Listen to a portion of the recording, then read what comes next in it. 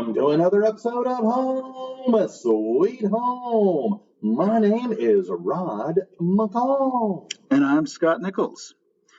So, how are you doing today?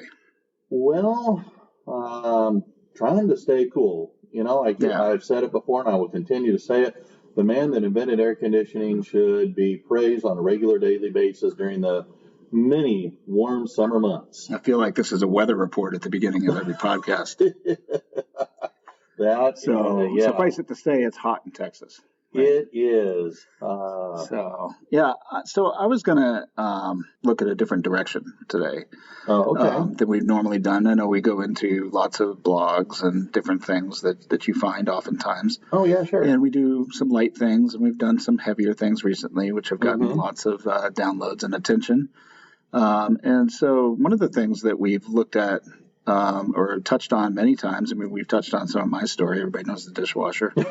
And we've touched on your story. I mean, people know about your son, Eric, but they don't really know like the whole story surrounding it, which is kind of what drives the whole reason that we've done this podcast. I mean, the whole, your whole move towards doing helping out families, right, kind of comes from your story and kind of what happened to you and your family.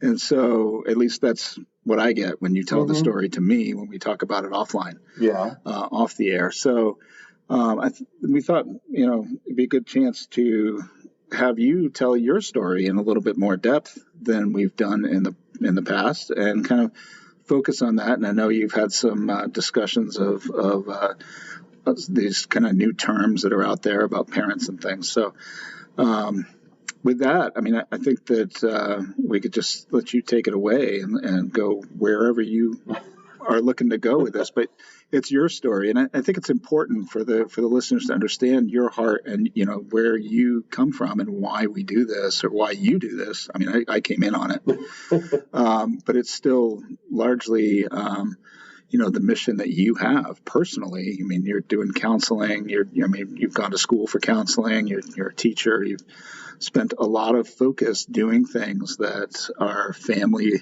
oriented and child oriented to try to help people have better lives and be happier. And so, with that, I think maybe you could tell us a little bit about your story.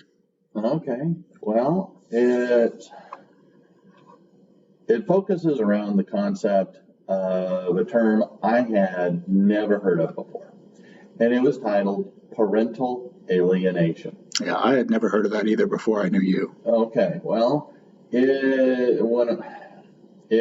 been around for a really, really long time. The term parental alienation or parental alienation syndrome, which ties to medical terms, was coined back in the mid-1980s by a psychologist named Richard Gardner. Okay. But some of the history is not just something he came up with or discovered in 1984, 85. It goes way further back. In fact, some of the earliest written mentions of what we know today as parental alienation goes back to the 1930s. Okay. And I would argue it's probably been around since men and women got divorced. And it has a lot of different names. In legal terms, parental alienation or parental alienation syndrome will get you a lot of bad looks. A lot of people have a lot of negative ties to that. But some other names that are out there are hostile aggressive parenting, resist refuse, attachment-based parental alienation, or pathological enmeshment.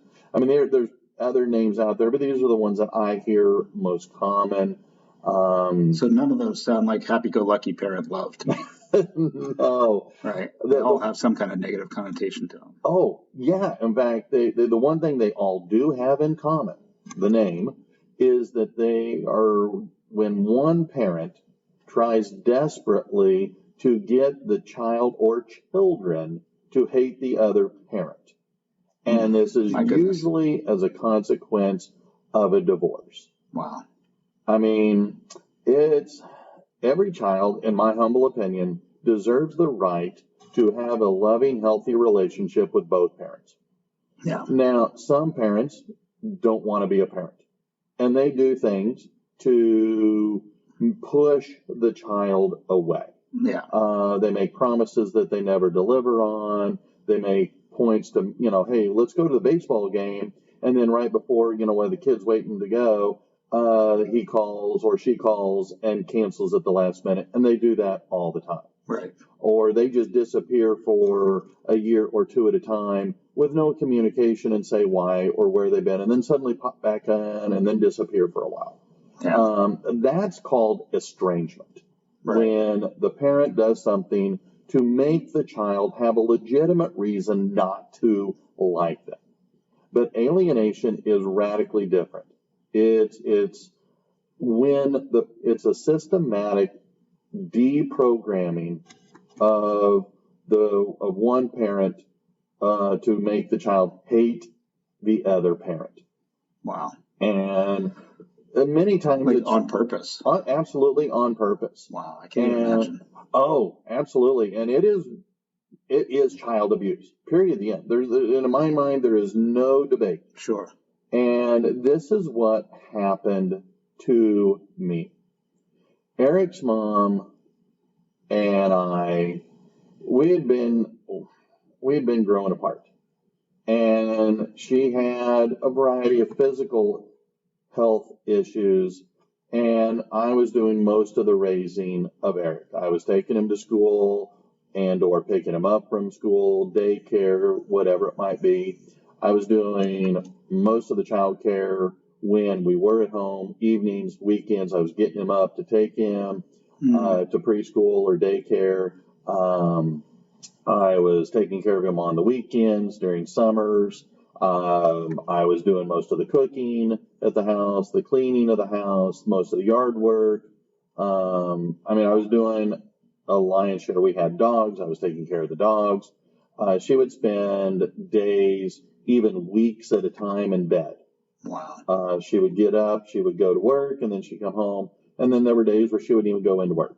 Now, I want to be clear, was this just laziness, or was this like... She had a medical condition known as pseudotumor cerebri. Okay. Basically, we have the spinal fluid that goes around our back also flows around our brain. Mm-hmm. And it, like our blood circulates through our body, the spinal fluid circulates around our skull. Sure. And at the base of our, where our spine enters the skull, there is a little valve. Mm-hmm. Well, hers did not work very well, and so fluid would flow in, but fluid would not flow out. So lots of pressure.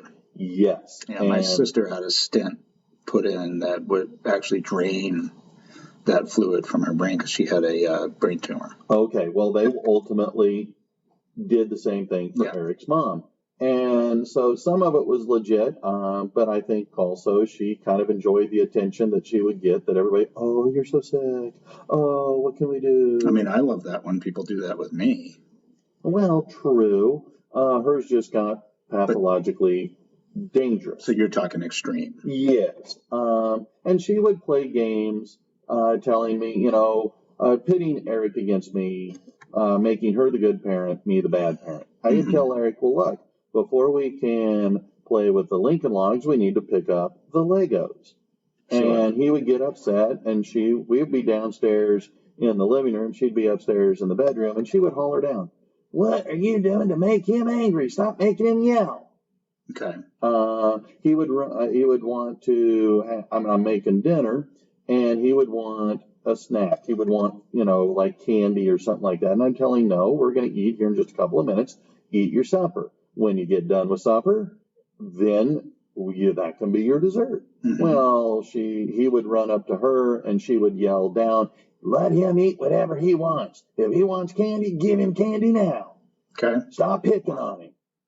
And so these were kinds of things. And I would say in my research, I've discovered that in a lot of family relations, sometimes kids will play one parent against the other. Mm-hmm. And sometimes, and the parents unwillingly go, well, oh, don't be so hard on him, Martha. It's not so bad. Or, mom will say something, mom will want to be harsh, and dad will, cut some slack, he's just a boy.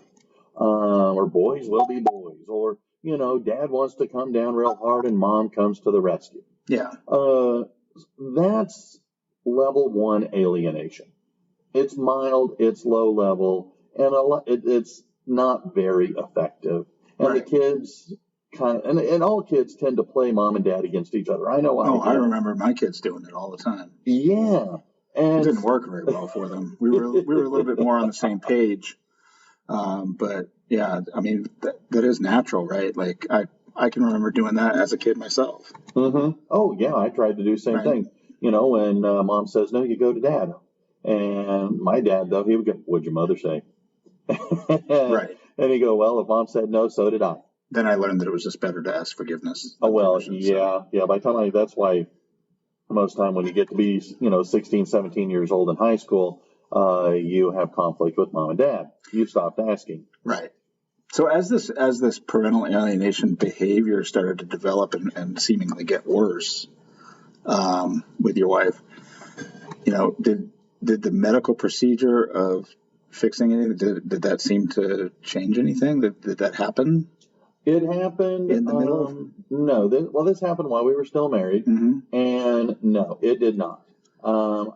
She would get these massive migraines, and debilitating migraines, and they would start, and they would last for hours, and there were times where, but it wasn't related to the fluid issue. No, it was directly related to the fluid. Okay, and even after she got the stent, she would still get these from time to time. And she was on a ton of medication, all kinds of those synthetic opioids that, because we're talking, this was 2007, 2008, 2009, that she was taking all these. I think she got the surgery around 2008, 2009. Sure. And so long before they knew the damaging effect of these synthetic opioids, the heroin that they were giving her, she was loving it. She was getting all kinds of prescriptions. She was doctor surfing. It's very addictive. Oh, absolutely. And again, that's why they are better today than they were, 15 years ago. And so anyway, she would start these, in the morning. And I go to school and take Eric, and I'd pick him up, and we come home, and how you doing? Oh, still feel bad. Do we need to go to the hospital? Because if she could get to the hospital, go to the ER, they would give her some IV fluids or IV drip of that stuff, and it would solve it, in less than an hour. Sure. And she'd always say, "No, I'm fine." Well, then we go through the evening. Well, then it would progressively get worse and worse. Well, now I got to put Eric to bed. Well, we don't have family near here to babysit. And Eric's 3 years old. Eric's 4 years old. Right. You don't even take no toddler to the emergency room. So we had a couple of people that on occasion we could call to come, but sometimes she'd wait till 1 o'clock in the morning. Yeah. And you got to take me to the emergency room. Well, okay. What the hell am I going to do with Eric? Well, I don't really care. You got to take me to the emergency room. And so I try and, reach out to these couple of individuals to see if they could come over and just sleep and be here while I would take her to the hospital. Sure. And of course, then that made it hard for me to be to work the next day. And so I missed a lot of days. And in fact, there were times where I would actually miss so many days that I would have to pay back days. Right. Because I'd burned through all the days they gave me. I never carried over from the year before. So now I was losing a day's pay because I'd been up all night. And so, it was wearing me slick. Yeah. And there was one time, and I'm not proud that I did this, but at one point I got extremely frustrated. She wasn't deciding, do you need to go to the hospital or not? Is this an emergency room migraine or not? Sure. And I told her, I said, look, you either need to shit or get off the pot. Make a decision. Either it is or it is not. Because to make this decision, there's a lot of other things now that need to go into place if this is. And I just can't make a snap decision and get it done instantaneously. There's a lot of other people involved if the answer is yes. And the sooner we make this decision, the easier it is.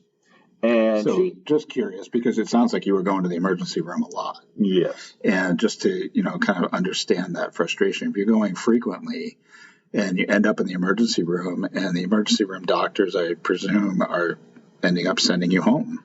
Yeah, after a couple hours. So basically the emergency room isn't doing any good. Well, they give her the IV drip. Okay. And the IV drip, it does work. And it usually, but it takes, a couple hours to get in and then processed. And then they run all the tests. And then they give you the IV drip. And then it takes another hour or two. And then they finally discharge. So usually it'd be about 3.5 to 4.5 hours. Yeah. See, today you would take her to an IV bar. Yeah, I don't know if you've heard of those, but there's actually like IV bars you can go to now. Really? Where you go in and you pay them $90 and they hook you up to a saline drip and you get,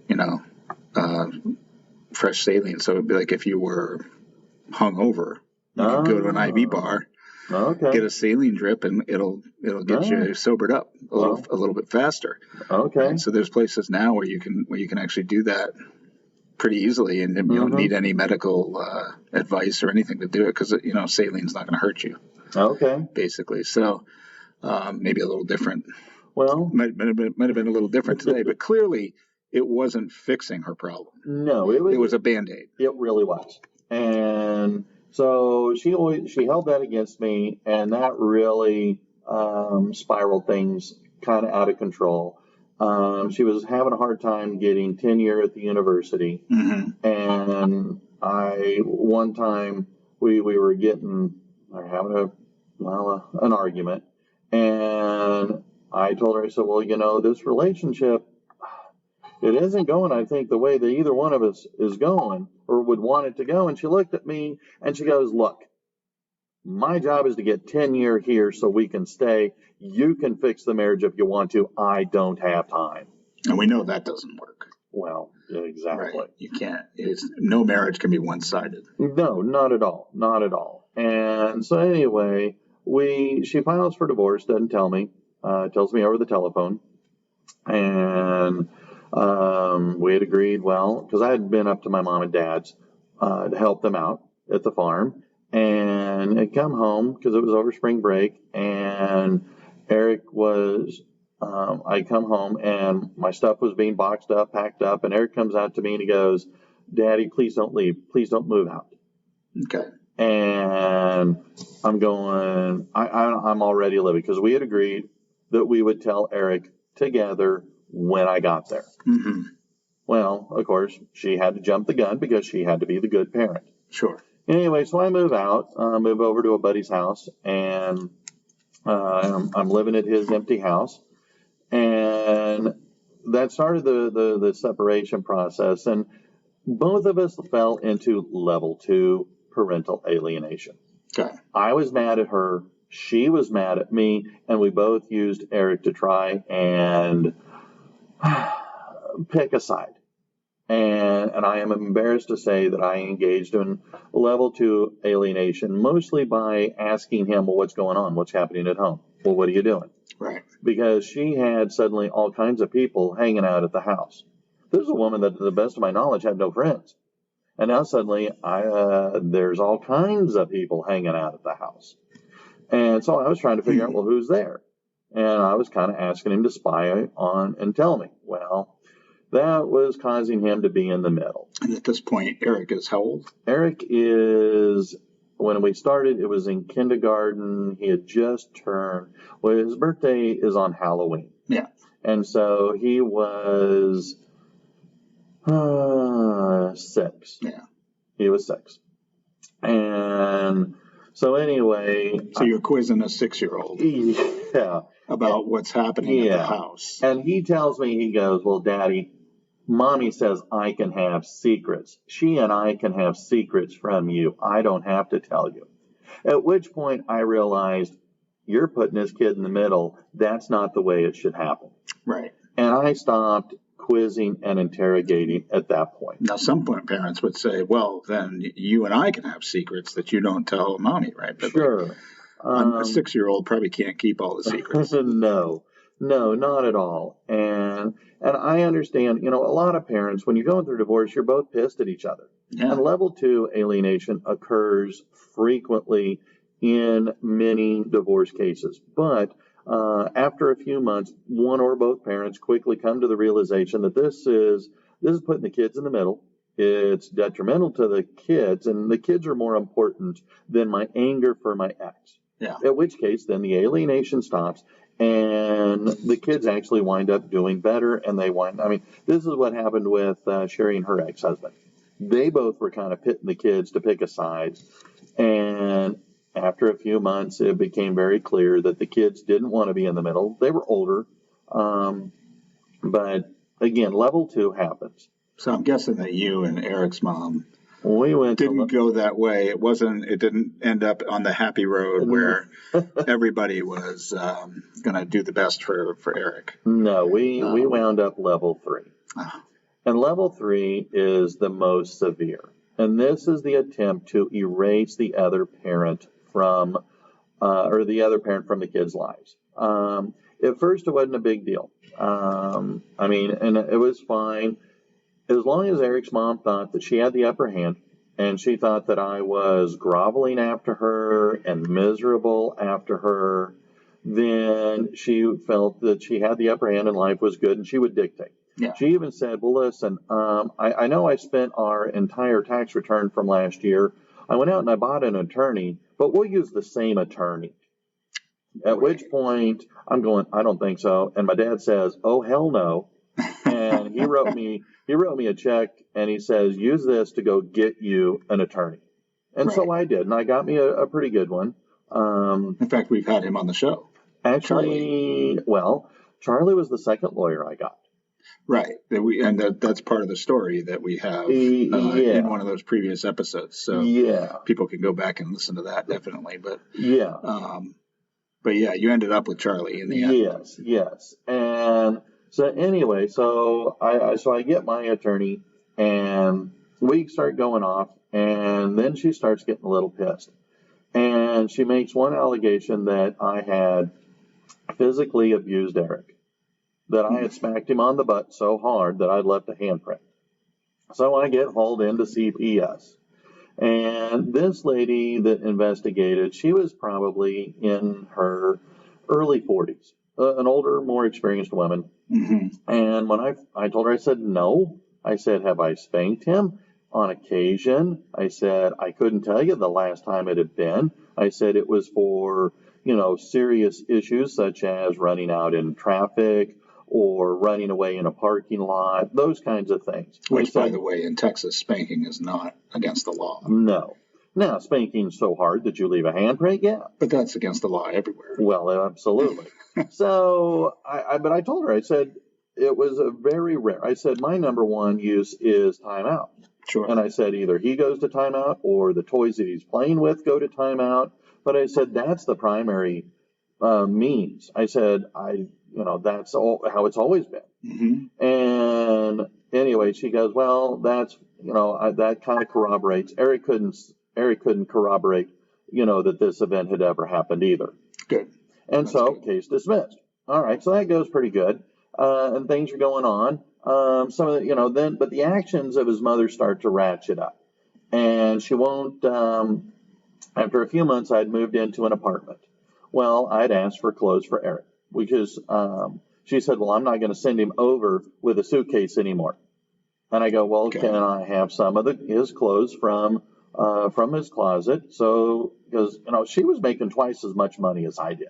Yeah. I mean, I was making, I forget what I was making. Let's just suffice it to say you were a school teacher at the time, so and she was not making a lot of money. No, and she was a college professor, and I was paying her child support because, Eric was living with her. So I didn't have a whole lot of money, and I said, can you send some? No, I ain't sending no clothes. You buy him clothes. That's your job. And I said, well, can you send some toys? I'd be nice to have some of the things from, his room at the house that we built for him so he can have over here. So she sent me over ultimately some clothes that were 3 and 4 sizes too small. Sent over, a few books and a couple of wall decorations. But that was it. She said, you need to go buy it. I ain't giving you this. And so that was getting kind of aggravating. She would call while he was over with me and try and, at first it was just a visit. Yeah. Well, then the visits were, well, when you come home, we're going to go do this and this and this, and so maybe you can come home early. Well, she was now trying to cut into my time. And it was kind of like, wait a minute, this is my time.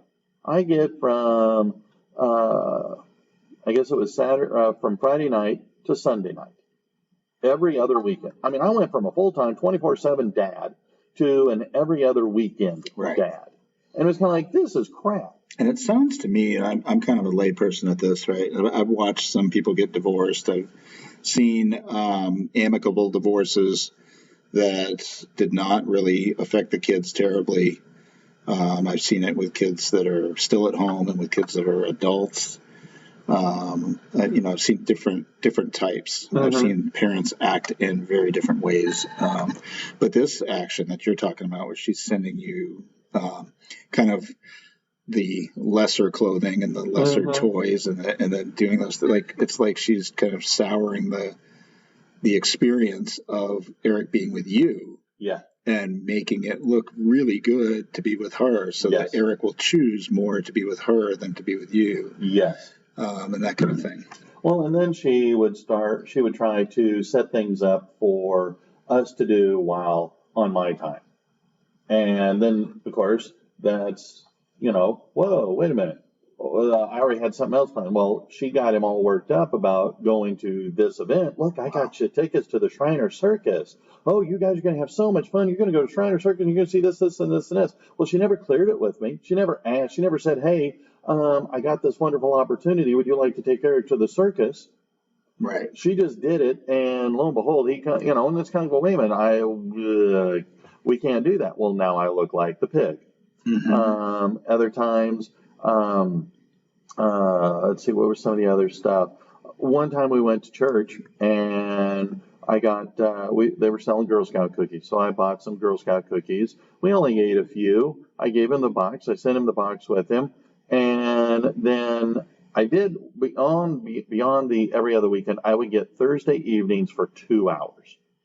So I went and picked him up that next Thursday for our 2 hours, and he brings out the Girl Scout cookies with him. And I go, what's up with this? He goes, Mommy says I can only eat them with you because you bought them. I was kind of like, what a crock.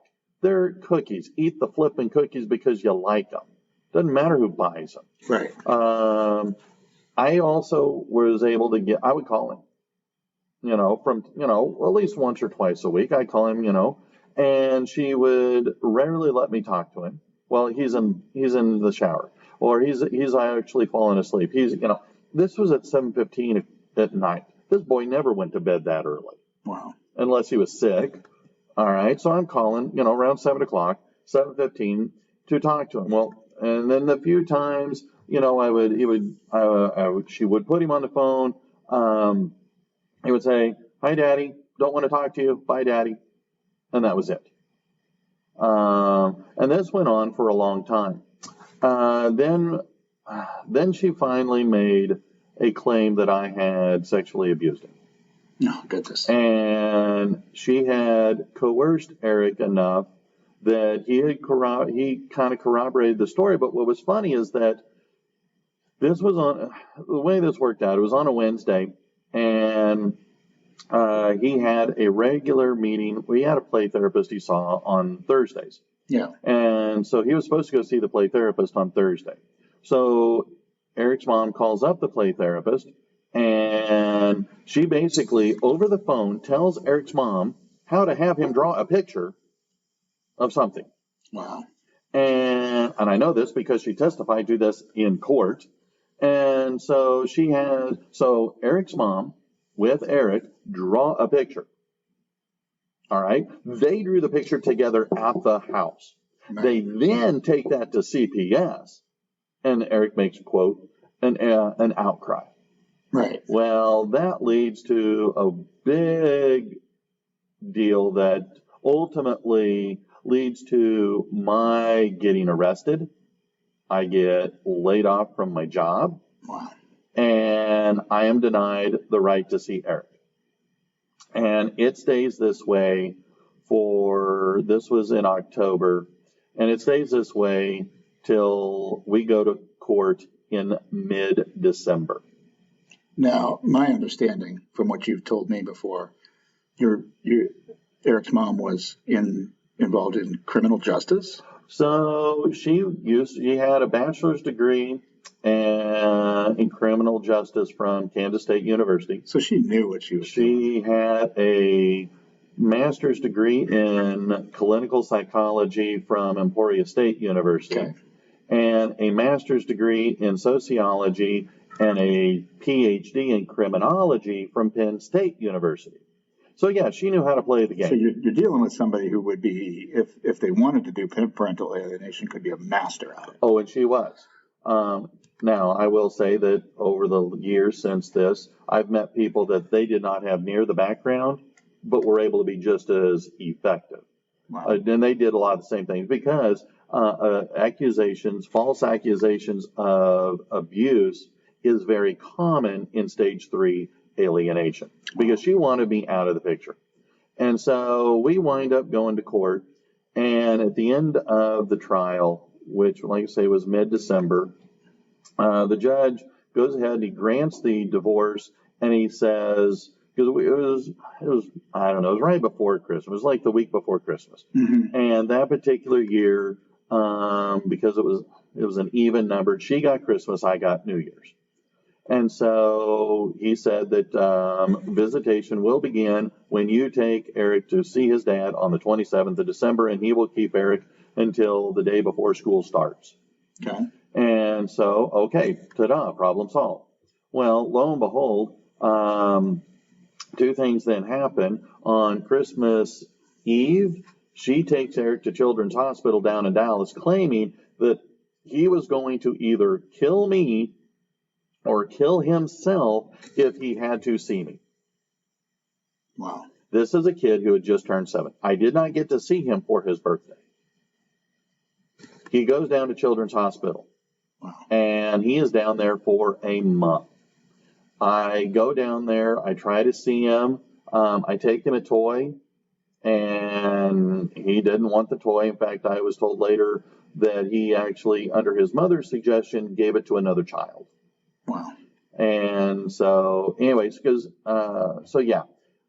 the stay at the hospital, I get introduced to therapy. There is a psychologist that was treating Eric, and so he would see Eric and his mother together, would see me together, and trying to address Eric's illogical fear. He was afraid that I would get into Children's Hospital and come up and kidnap him or kill him. Wow. And so anyway, so the doctor agreed to set up a meeting. And so I hadn't seen Eric since the 1st of October.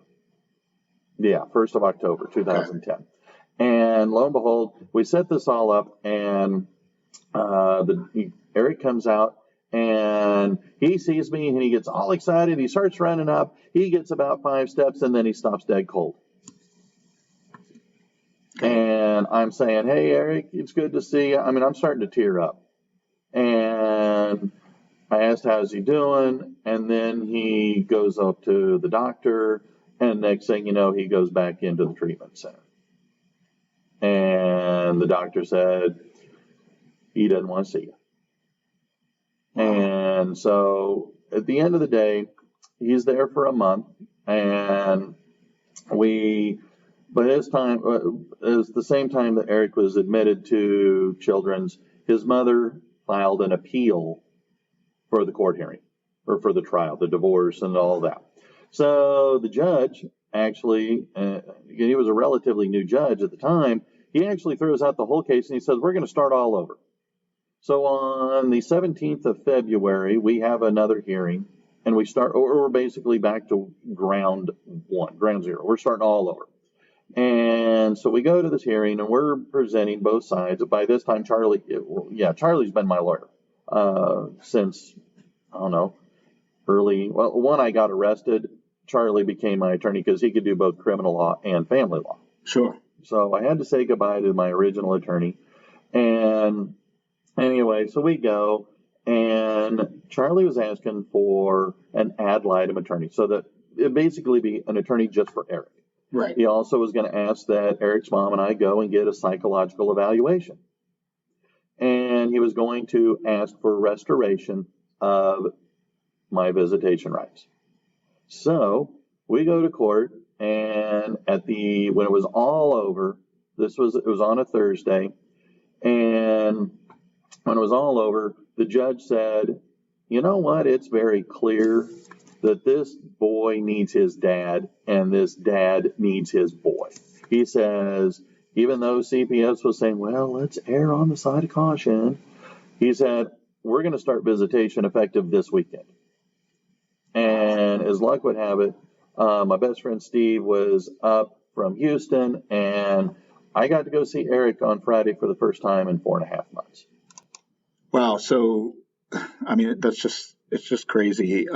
This whole story of parental alienation here and moving from kind of a stage 1 to a stage 2 to a stage, sort of like a 3-alarm fire, right? Yeah. Like, I mean, we've gotten to this point where somebody who is very educated in the fields that would know a lot about this is actually kind of perpetrating this on you and your son, and has taken it to this extreme level. But the judge seems to be kind of seeing your side and seeing through all this at this point.